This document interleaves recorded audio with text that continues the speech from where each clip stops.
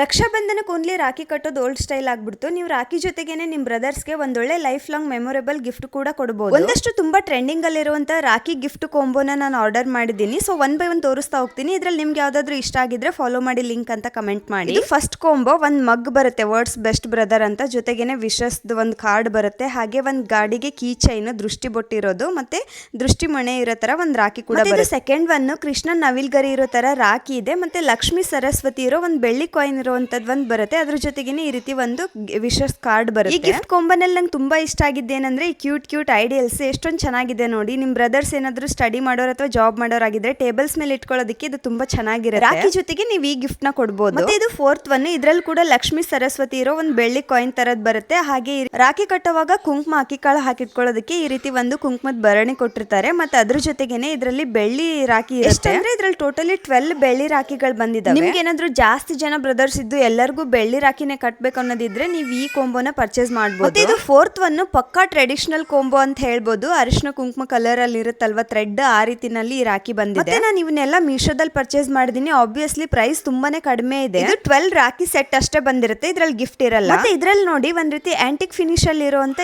ಎರಡು ರಾಖಿಗಳು ಮಾತ್ರ ಇರುತ್ತೆ. ಮಿಡಲ್ ಅಲ್ಲಿ ಒಂದ್ ರುದ್ರಾಕ್ಷಿ ಕೊಟ್ಟಿರ್ತಾರೆ. ಮತ್ತೆ ಇದು ಲಾಸ್ಟ್ ಕಾಂಬೋ. ಇದ್ರಲ್ಲಿ ಕೂಡ ಸರಸ್ವತಿ ಲಕ್ಷ್ಮಿ ಇರೋ ರೀತಿನಲ್ಲಿ ಒಂದ್ ಬೆಳ್ಳಿ ಕಾಯಿನ್ ಜೊತೆಗೆ ರಕ್ಷಾಬಂಧನ್ ವಿಶಸ್ ಕಾರ್ಡ್ ಬರುತ್ತೆ. ಹಾಗೆ ಇದರಲ್ಲಿ 6 ಬೆಳ್ಳಿ ರಾಖಿಗಳಿರುತ್ತೆ. ಮತ್ತೆ ನಿಮ್ಗೆ ಇದ್ರಲ್ಲಿ ಯಾವ ಕಾಂಬೋ ಇಷ್ಟ ಆಯ್ತು, ಯಾವ್ದಾದ್ರು ಇಷ್ಟ ಆಗಿದ್ರೆ ಫಾಲೋ ಮಾಡಿ, ಲಿಂಕ್ ಅಂತ ಕಮೆಂಟ್ ಮಾಡಿ, ನಾನು ಲಿಂಕ್ ಸೆಂಡ್ ಮಾಡ್ತೀನಿ. Thank you.